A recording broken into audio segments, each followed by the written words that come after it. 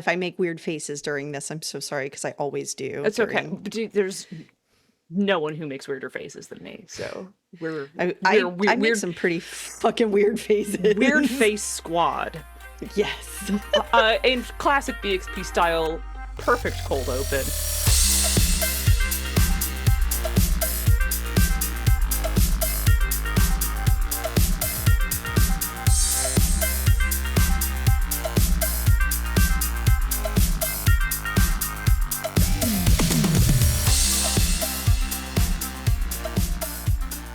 Hello, everyone.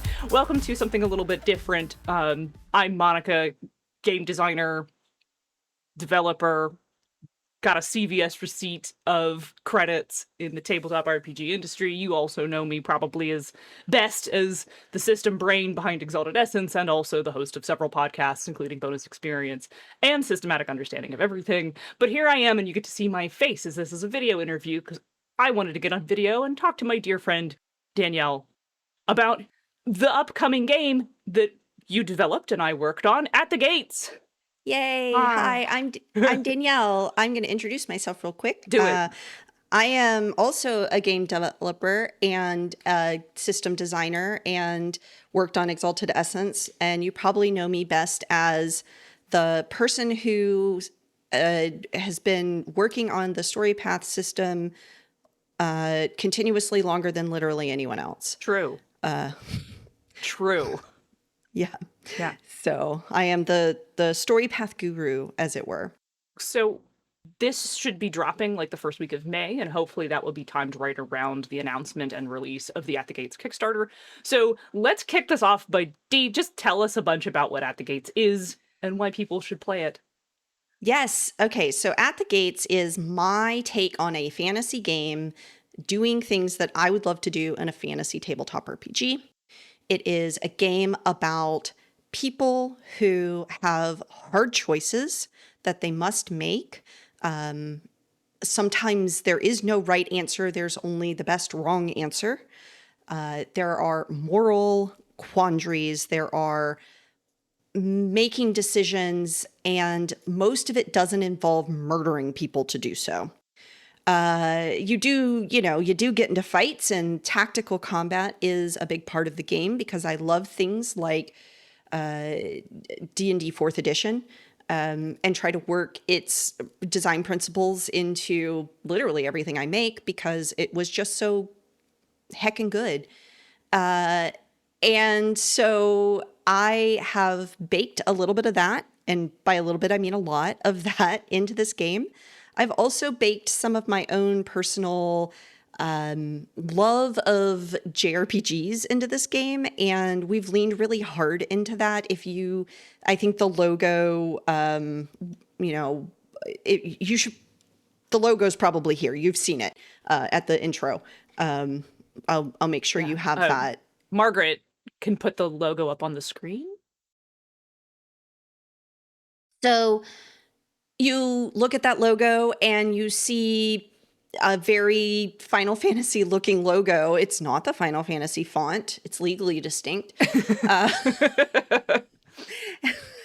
And it is, it is a creation by Rich Thomas, who, love him to death, great graphic designer, great artist. And but we decided to lean really hard into the concept of JRPGs because, one, I love JRPGs, and two, when I told my authors, hey, this is going to be like an homage to JRPGs, they really nailed the themes and the desires that I had for the game so hard because they got so excited about putting their favorite themes and concepts from JRPGs into the game, and it really hit the kind of struggle notes and the political upheaval notes and the saving the world notes that I wanted to see in the game. So it's a really easy shorthand for the kind of, yes, I did include a thinly veiled analogy to nuclear arms races in my game, just like any good JRPG should. And so that is kind of, the shorthand I've been using, but all in all, it is a fantasy game that I think is, I'm not going to call it groundbreaking, but pretty fucking cool. Okay. That's actually a perfect segue into a couple patron questions they had. Ooh, yes. So one of the questions was, are there any systems, TTRPG or otherwise, that informed the mechanics that are particular to At the Gates? The thing I edited out of that question was D&D 4th edition, of course. And that question from that, these are all from bonus experience patrons. Okay, good. The follow They're up, familiar with yes, me. they are, yes, quite. And the follow up question was, how does the fishing minigame work? Okay. So this is great. The fishing minigame will get revealed, I think, in week probably 2 or 3. I'm not exactly sure what the breakup is on the manuscripts, but you will see it. But I will reveal it here. You heard it here first, because you'll get it. So first, the mechanics that informed special for At the Gates as opposed to just Storypath Ultra in general, which if you're not familiar with the Storypath Ultra story, maybe that's, a conversation for a different time. There's a question about that, so you'll get to answer it. Okay, Carry good. on. All right. I pulled some stuff from clearly D&D 4th edition. We talked about that. I also pulled pretty strongly from the the idea that when you are in a group together in a lot of JRPGs, especially tactics RPGs like Fire Emblem games, and there's several others that do this, you kind of build relationships with those characters. And sometimes like the relationship building is a huge draw of the game. Like, oh, we get cool relationship scenes whenever we spend enough time building our relationship together. And that is done by putting the units next to each other so that they fight next to each other. And then when their thing increases, then they get bonuses when they're attacking.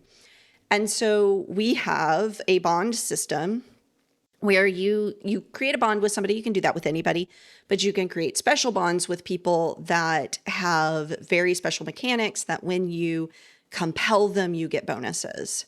So you can forge these more intimate bonds with people through scenes and through special, cool little asides, and then have that kind of S rank, S tier relationship mechanic that you're used to in those more tactical games that also care about the relationships of the characters and the story and the characterization of the characters.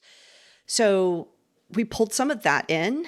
I also pulled in some combo techniques to use once you have those bonds. They give you enhancement on your actions when you're working together. And so there are special tricks that you get, like, oh, we're building a house together, but you know what we're going to do? We're such good friends. We're going to spend some of our bond enhancement not on the house, but on buying these tricks that allow us to, I don't know, overcome a difficult obstacle. Or, if we're in combat, this one's pretty low level, and I think I've revealed it on in the Ashcan version, which is still on sale if you want to go pick it up. You should go pick it up. You should go pick it up. I mean, you can also back the Kickstarter and start getting the manuscript, but you could also support me with the Ashcan. Anyway. So I revealed this one, which is a combo attack. So if you are both attacking the same target, you can use your bond enhancement to purchase this trick specifically. And now you're both taking an attack together, which gains advantage and some other things. So it's kind of the chrono trigger like combo attacks that you can do. There's so many games that use those. Like you're in a group together, you can make a combo attack. I mean, I can't think of a game that doesn't have them. No, that's not true. There are games that don't have them, but there are a lot of games that have them. Yeah. So I'm going to follow that up with another question from a patron, which was, if you have no concept of JRPGs, like if there's a person in the audience who has no concept of JRPGs, what's in it for them? A lot. And like, how would they understand the touchstones that we're going for? Yeah, a lot. A lot is in it for them. And you can use, I have some other media touchstones for people to kind of use to understand it. But some, not the books, But the TV show for the Wheel of Time. Okay. I've heard the Wheel of Time TV show, if you liked the books, is not good, and if you didn't like the books, is great. It's great. I suggest the TV show. Okay. I have a friend who really loved the books and is really loving the TV show. So, okay. I mean, your mileage may vary. Your mileage may vary. True. Yeah. All right, carry on. But the concepts in that story are that, you know, there are this group of people that they're just some farm kids in a small town, but it turns out that they're all chosen. They're all very special. And they go on this epic journey to save the world from an evil force that is invading the world. And it is, you know, a cycle. It's happened before, blah, blah, blah. There's, you know, mentors on the way. There's, you know, adversaries. It's a really long, epic story. But that kind of story is very much, you know, honestly, like The Hobbit. It really is also like, you know, Gandalf shows up and says, Bilbo, I need you. And Bilbo says, what the fuck, man? I'm having a birthday party. Leave me alone. That kind of thing is very indicative of the types of stories that happen at the gates where, you know, you're just normal people, but you discover a plot, or you for some reason are the only people who can stop these bad things from happening. And you may go from starting in a world of very mundane things where, you know, magic, we all know magic exists, we all accept it, but we're just normal people, to we are now summoning demons from another realm to defeat bad guys who are also summoning demons from another realm to prevent the destruction of the world. Cool. That's a very classic fantasy there. Oh, very classic. Yeah. So I think if you are not a JRPG person, but are a classic fantasy person, this is still a game for you. Absolutely. Cool. So that segues pretty nicely into the patron question, where someone asked they were especially interested in understanding handling the gaminess of the setting. We're doing professions, like the job style thing. Yes. All of that has a long JRPG history, and this patron wants to know how that works and like what that's going to look like. So there are some terms and some concepts that are a little gamey, but I've worked them into the setting as a part of the way that people learn and train and grow in the world. So professions are, so everybody has a job that they do, or an enterprise that they may be a part of. You know, you have your merchants and your soldiers and your sailors and your pirates and all those things, and you can be one of those. But then there's also places where people learn to be generals, and people learn to be magicians, and people learn to be doctors. And so we consider professions just like we do in the real world, where a profession is this advanced learning and this advanced training that you have undertaken, and lots of other people do it. So you're not the only one. You're not the only mage in the world. And you're not even one of 5 mages in the world. You are one of maybe hundreds of mages in the world. There's a whole mage university. There are people who will, you know, critique your mage research. Oh no, mage academia. Yes. You know, mage politics. You know, there's warlord school where there's warlord school. You go to learn, you know, how to be a leader of people and nations. You could have said like a military academy, but you said warlord school. I did.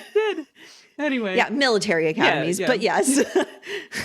Look, sometimes I'm just yes. Yeah. So that's how we handle that, in the sense that this is an in-world concept that draws on that gaminess. So yeah, you kind of see the fourth wall breaking there, but it's also part of the game. I mean, I like that. I think that's really cool. I think that makes a world feel whole and lived in. And it makes the meta-ness of the class feel less like an arbitrary label and more like a connection to the world itself.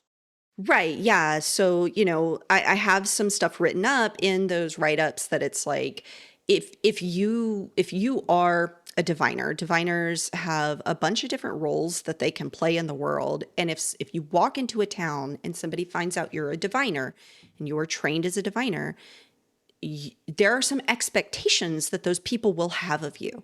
And they may be like, oh, you're a diviner. Could you come please heal my sick child? He broke his leg. Or my husband died. Can you please perform his last rites? Or I want to speak to him one more time. Can you bring him back for just a moment? Because I know you're a diviner and you can do that. And so Since you brought up diviner, let's give a quick list. Is five there's professions? five. Yeah. Yes, there's five professions. There's the diviner, which is like a healer necromancer. There's a harrier, which is kind of like a spy slash like damage dealer. There's a mage, magician. They can either do like physical magic or like elemental magic. There is a warlord who is kind of a leader, a general, political and military leader.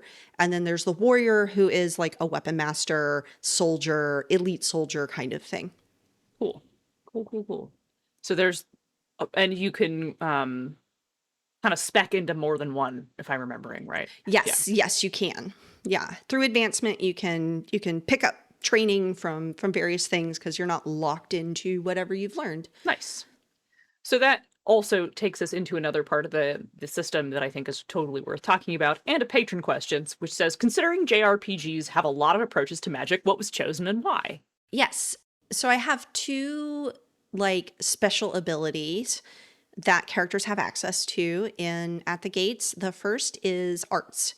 And arts are like techniques, special training. They're not necessarily magic, but they do sometimes are enhanced by your magic or tap into the magic that you have inside of you, because everybody has magic inside of them. So if you're going to learn a special weapon technique, why not also learn how to infuse your weapon with fire? Like, that just makes sense, right? Like, so there are arts, and so every profession has a set of arts that they are attuned to, and those things draw on momentum. So those are kind of like your special attacks or your special moves. And then magic itself is, you have training in what I call pillars of magic. Right now there are 4 pillars of magic, and everybody gets access to one of them. And this is, again, training. Everybody has kind of basic magic that they can do, but this is how you've honed yourself with your training. So this is less like materia slots and more like you're a white mage, so you know you can learn these spells. But it's also a little bit like, was it Final Fantasy X had like a technique tree? You're asking the wrong person. I am asking myself. Okay. I believe it was, Final Fantasy X had this cool like technique tree, and you would, put points around the technique tree. And if you were playing the game long enough and grinding long enough, you could literally fill out the entire technique tree for every single class, character's technique tree thing. But the technique trees gave you access to both your abilities and your magic. And so, the character Yuna, who was like kind of the white mage character, she had access to all the heal spells and but she could move over into Lulu's like technique tree and start picking up the black magic spells, et cetera, et cetera. So it's a little like that. Cool. I mean, like, Final Fantasy X's not the only fantasy video game that's used a technique tree. No, not at all. Not at all. Not even a little bit. Yeah. So, of course, because these are BXP patrons, there's now a pile of design questions. So, of course, someone wants to know any interesting new rules or systems for this game specifically. So there's the concept of just a magic attack. Mm-hmm. So, you could put this in any game that is story path, because it's just make an attack using a skill plus an attribute and have some tricks attached to it, which is just kind of how like close combat and range combat work. But I decided to codify it because, sometimes like I'm a spellcaster and I want to make a basic attack. And why do I need to worry about my close combat skill with a sword when I should just be able to shoot a fireball at you? Yeah. And everybody should be able to shoot a fireball, and so everybody can. And there are weapons that enhance it. It's just, if you're a warlord and you're practiced with a sword or an axe, yes, you can pick up a wand, but you're maybe not very good at it because you haven't been practicing. Just like, I can pick up a gun and shoot it, but I probably terrible aim because I've never practiced with it. So it's kind of like that. Then there is the bond system, which I talked about already. There's, I included movement systems, some special movement tricks that you can do if you have a special movement style, either because you can fly, because it's a magic setting, you can fly, or if you're mounted. Again, riding around on mounts seems like a thing you do in fantasy games, and having mounted combat sounds like fun. So I wanted to have at least a little bit of stuff you could do because you're on a horse or a bird or a puma. Pumas. People in the plains land ride around on giant great cats. I mean, that's pretty fucking cool. It is. Pretty fucking cool. Yeah. I'm trying to think of other systems. Oh, there's demon summoning. Right. There's demon summoning. That's pretty important. It's pretty they're the thing that's at the gates. Yes, they are. There's the bespoke system for this game. Maybe you should have opened with that one. I mean, I guess there's also demon summoning. I guess there's the conceit of the game. Yeah. So anybody can become a summoner. Anybody. All you have to do is make a deal with a demon. Easy. The way you make easy peasy, just make a deal. The way you make a deal with a demon is usually you impress it by defeating it in some kind of combat. It does not have to be physical combat. It could be mental combat. It could be social combat. You could defeat something you could save its life. You just need to impress the demon, and the demon will make a deal with you, and then the demon will come at your beck and call and fight on your side. There are some complications of calling a demon into the world because they are antithetical to creation itself and therefore cause some wooginess whenever they show up. Is that a word, wooginess? It is now. Yeah. So they cause what the game calls void taint, and there's all sorts of void taint things that could show up if you botch the summoning.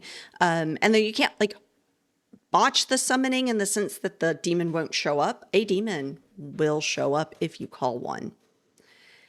But if you fail to do it properly, you may call the wrong one, or you may not have any control over what they do.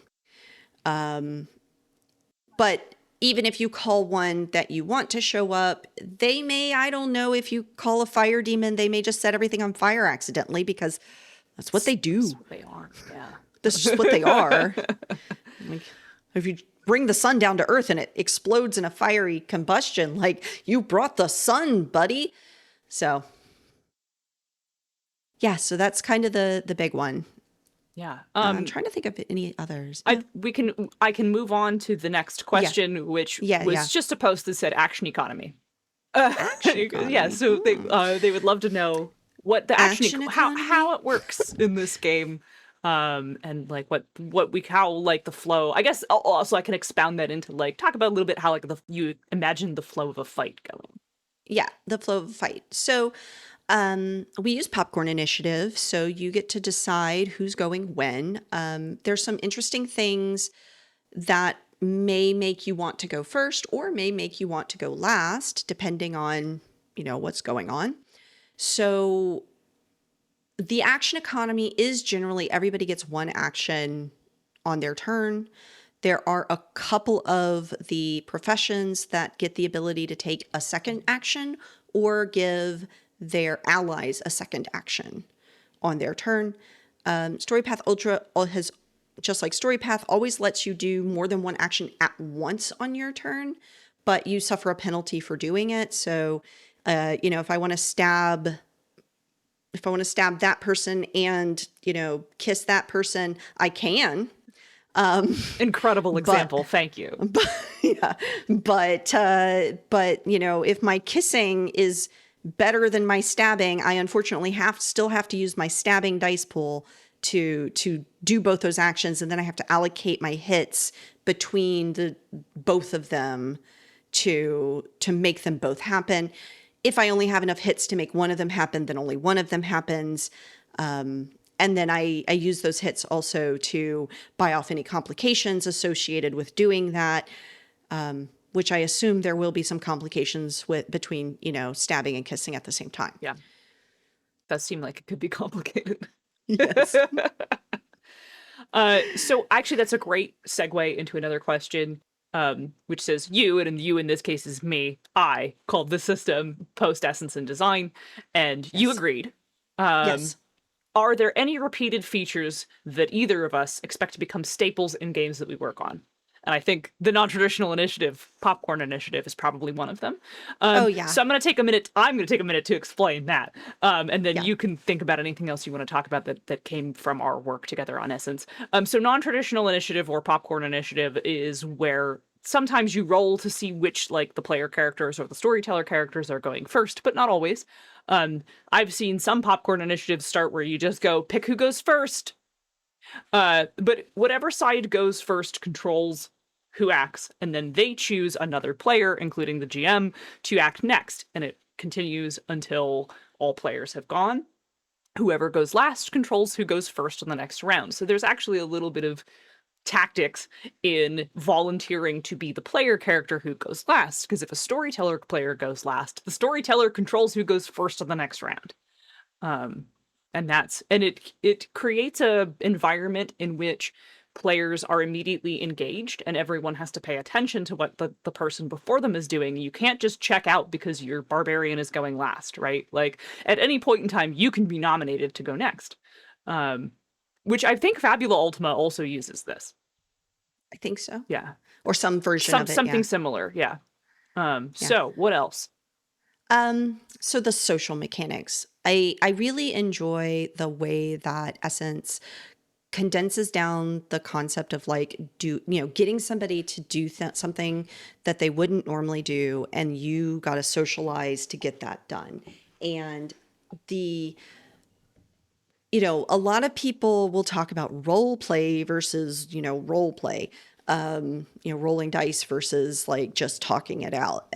Not everybody is as savvy or as influential as their character, and not every GM's character is as gullible or as stoic as the GM. And so having a way to adjudicate it when, hey, I'm trying to convince you of something that maybe you don't want to do. Can I convince the GM to let me do it? Like, sometimes it's just like, yeah, okay, this person does it. But sometimes it's like, okay, but I'm going to need you to make an influence check. And especially if the GM is trying to convince a player to do a thing that they're like, I don't want my character to have to do this, then it's like, okay, well, I want you to roll to resist or something. I need a resistance to this because, maybe it makes sense for you to struggle to resist it, as opposed to just being like, no, I want to no-sell everything that's going on here. You can still no-sell things, though, because we don't want anybody having a bad time. So there's also the concept of hard bargains. And I really love the concept of hard bargains because it puts the onus on the player to be like, no, I want to no-sell everything. Okay, I mean, you can no-sell it, but how about you come up with something you would rather have to do instead? Something appropriate. And, maybe that player is like, I don't know, I don't want anything bad to happen. Like, okay, fine. You don't, that's fine. Fine. We'll just get bonuses against you. Yep. Something bad is gonna happen to you, though. So yeah, I think that system is really elegant in how it handles those kind of situations when the need arises. Cool. So here's the paragraph question. This patron writes, I'm curious about what design decisions were made to differentiate or otherwise give At the Gate something unique from other games. Did you, Danielle, design approach its system first, looking at where StoryPath had hooks to hang mechanics from or favorite systems, and then figuring out what could go where? Or was it from the fiction/tropes of the genre it was seeking to emulate, sketching out an idea of how that would work, and then fitting it into StoryPath? Or something else? And I thought that was a great question. So that's a good question. And, I hate to say this, but it's a little from all three. I mean, that's a fine answer. Like, It seems so like but when I'm going to just explain it sure. so that, it makes sense. Originally, I came up with At the Gates because I looked at StoryPath and I said, what we don't have for StoryPath is just a straight up like high fantasy game. We don't. We didn't. I should create a cool high fantasy game that's using StoryPath Ultra. I think, or not, it wasn't Ultra at the time. It was just StoryPath. I was like, I think StoryPath's, kind of forward momentum and leaning on success and assuming that your characters are competent to start with really lends itself well to a high fantasy game where you start kind of cool and then you just get cooler as you go. So I started thinking, what would I make a cool high fantasy game? If I am going to make a high fantasy game that is not just a D&D clone, because I don't want to make a D&D clone because I feel like there's nothing to do in D&D. Like I literally don't know what to do in D&D. I'm a dude. You're a dude and you fight monsters and you get treasure. That's what you do. That's what I do in D&D. Until somebody tells me that there's a motive for me to do something else, that's what I do in D&D, and somebody else has to come up with that motive. The game does not give me a motive. Sometimes there is planar bullshit. Oh, sometimes. Sometimes. Sometimes. That's when I like it the most. Anyway. Yeah. So I thought to myself, I want a game that has a strong hook that says, this is clearly a trouble in this world. This is clearly a problem that is happening. And if we are good guys, then we should be motivated to fix it. And I am the kind of person who does not just pick one. So there is the driving force of this is a problem. There are demons that are coming through gates that are fucking up the void, tainting everything. And that is a fucking problem. But there's also political tension. There's also weird unknowns going on. There may be even like a sleeping elder god. I don't know. All of these things exist and they're all conflicts and you could choose to solve any or all of them. And I wanted a place where people could readily see in a story while they're reading like about a place or a location or a character or anything could go, oh man, it'd be really cool to base a whole game around finding this lost artifact. Yeah, it would be. We call that the exalted approach. Yeah. Right. Yeah, I just want everything that somebody reads to feel like I could base a whole game around just this one concept. And it would be fucking epic fantasy and fucking cool as hell. And I could string a bunch of those together and make a cool story. And I don't want it to be so encompassing that like there's 8 directions with 9 locations. That's what happens when you do this for 20 years. We're just getting started. I know. I did want, so I have 7 nations and all of those nations have an internal conflict and then a greater place on the on the continental stage. And so it started as, what if, how do I make a high fantasy game? What would I want to see? And my first answer was, I would like to see people who are diverse without diversity being mechanized. Yeah. Okay. And then the second thing I want to see is that morality is a choice that people make for themselves, not a subscription that comes with birth. Right. And then I designed from there. Yeah. Those are awesome touchstones. And I'm going to just make the Exalted comparison again so that the Exalted people who are listening to me talk about this, check it out. Yeah. But like there is a fair comparison to the setup of the setting and the way the characters are positioned. And like Exalted has JRPG roots. It's very obviously stated like in the first edition core book. And you can take a look at this where it's the starting point, not 20 years after the fact. Right. And look at it like the first edition core book, which had a much more restrained look at the setting. And a much lower fantasy look at the setting than where we wound up in either third edition or even Essence. Like, which like a much brighter, like the how epic the heroes were, kind of got bigger the longer it went. Yep. Yeah. So I think if you were an Exalted 1E fan or have some nostalgia for that, there's a lot for you here as well. Absolutely. Oh, absolutely.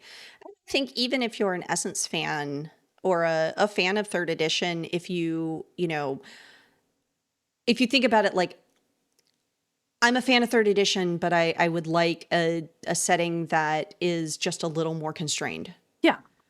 or powers that maybe aren't quite as like mind bendy. Like I like Dragon Blooded. Mm-hmm. Yeah. This great game. Yeah. Sweet. So we have a couple more patron questions, but they're a little bit more miscellaneous. I'm gonna identify the patron this time. Violet wants to know what your favorite thing I did for it was. Oh, that's a good question. Yeah. So Monica wrote all the arts, so the techniques for me.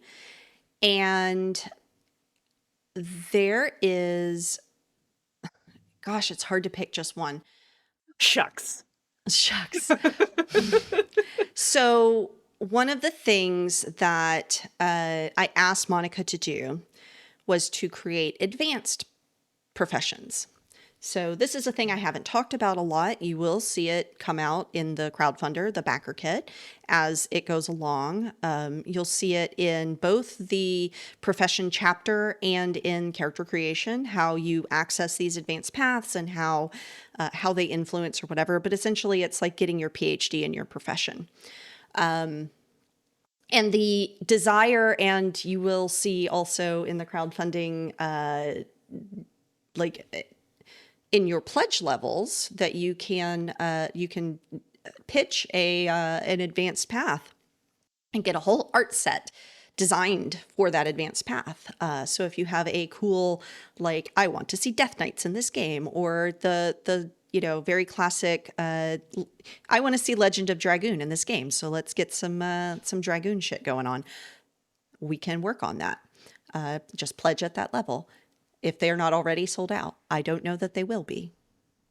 So the advanced profession techniques, the arts, are all like just so good, because Monica she made arts for a profession where the profession is kind of a couple of things all at once. And you can kind of spec into different roles. And then she said, okay, well, we're going to do the tactician part of a warlord. And then we're just going to make some arts that make you a fucking master tactician. Or we're going to take the healer part of the diviner, and we're going to make some arts that make you the best healer, the best at that. And I think the distillation of those concepts into like literally just like 5 techniques was so good. Very, very good. Oh, thank you. You're welcome. I'm excited for people to see them. They're the high level powers. And yeah, I'm kind of a high level powers guy, so I'm glad to know that Yeah. I nailed it. I mean, yeah, you did. I'm not, yeah, absolutely. On one hand, I'm not surprised that I nailed it. On the other hand, it's nice to know that I did a good job. Yes. Okay, so we have one last question. And I don't know if you want to answer this question. It's not like personal or anything. It's just like a thing that sometimes we're iffy about talking about. Someone asked, what were some difficult choices you made for cutting or finding room to include things? I will answer this, Okay. because the answer is I didn't have to. Okay. In fact, after we, there was a question about the fishing minigame. I didn't tell y'all about it, but this segues into it, and made me think of it, because it is. I sent it in for approval. Rich was like, I need to know more about the profession. So I wrote a whole chapter about the professions. And then people were talking about mini games, and I was like, oh, that would be fun to do as like stretch goals or whatever. And Rich was like, why don't we just add a mini game? And I was like, oh, we're adding a fucking mini game.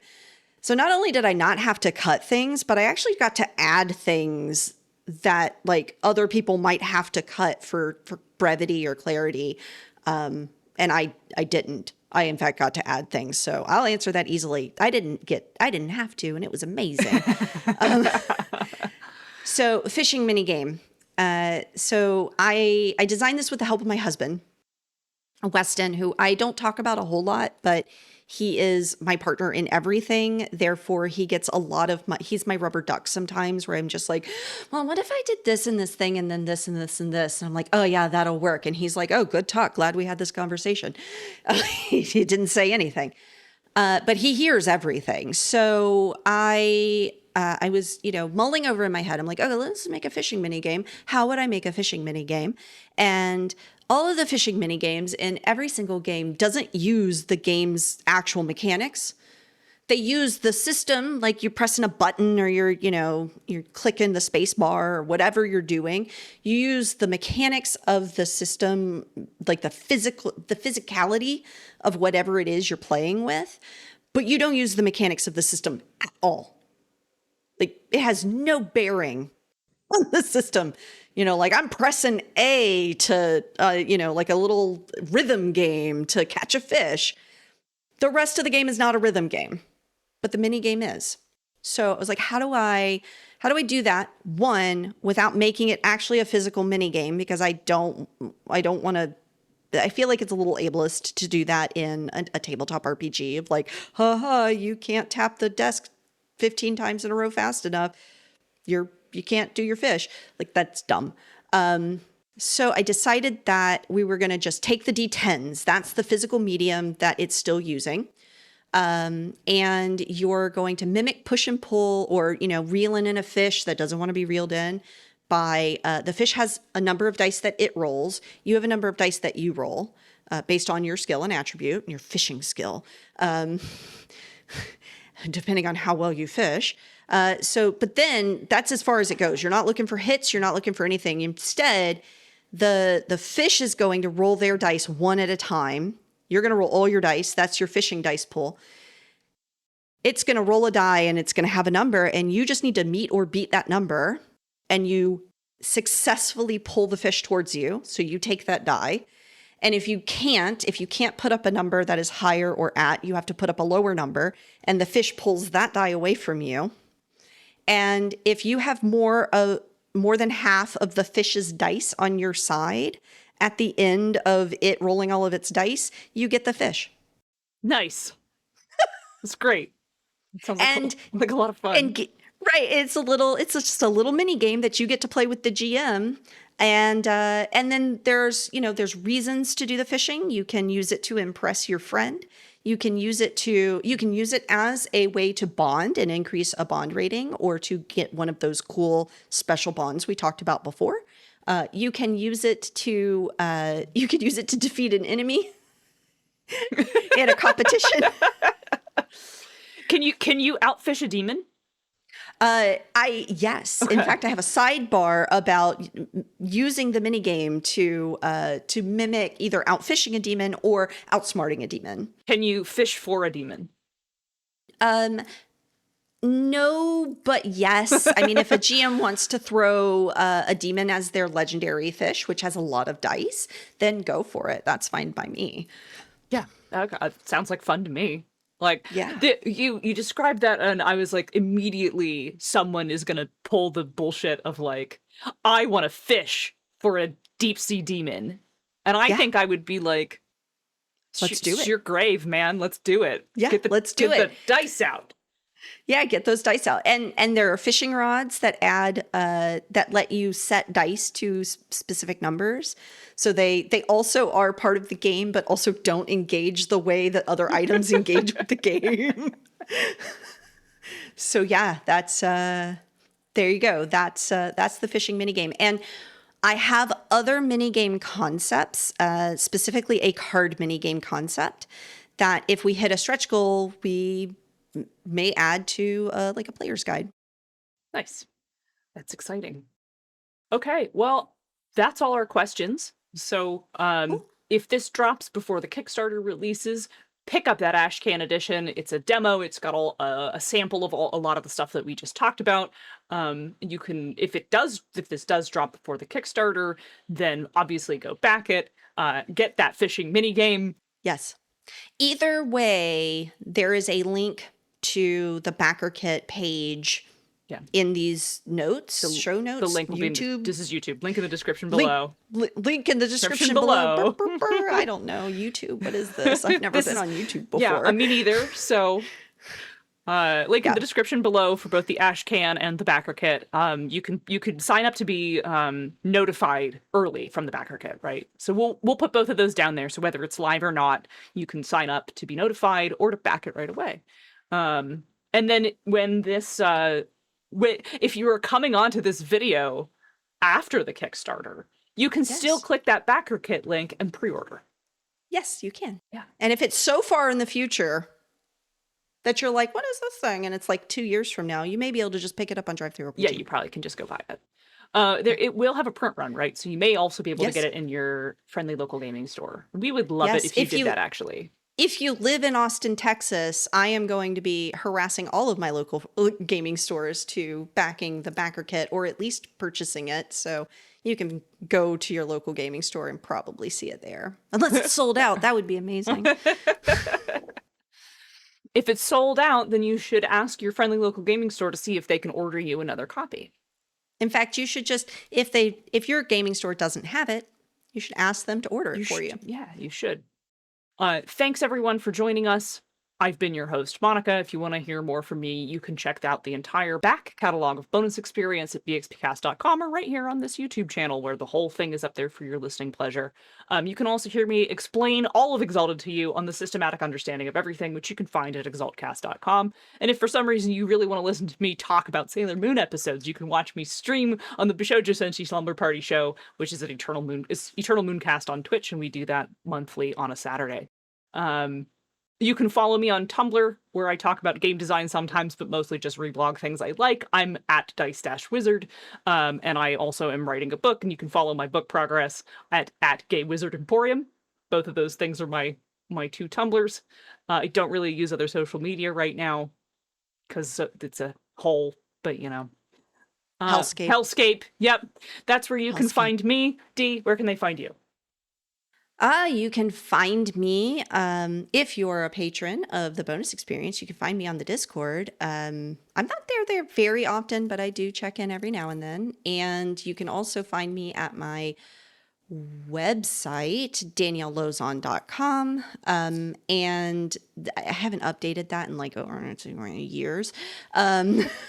So I'm also at Impernius literally everywhere on the internet. If I have a social media presence on that social media site, it's going to be at Impernius.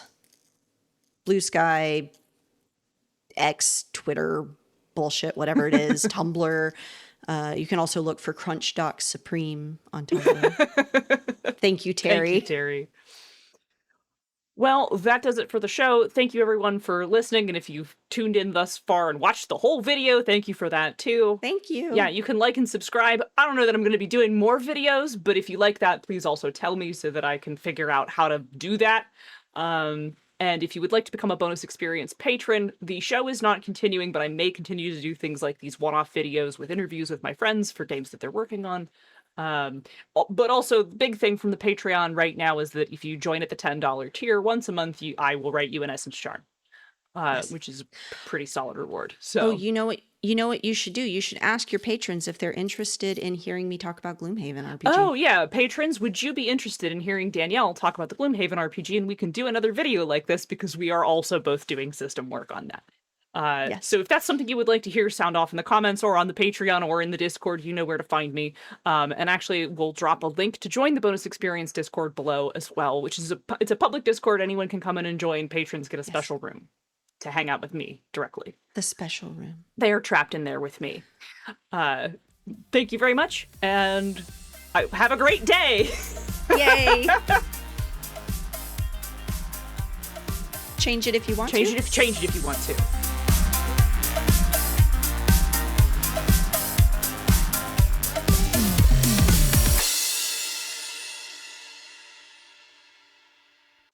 I don't know how to fucking end a video.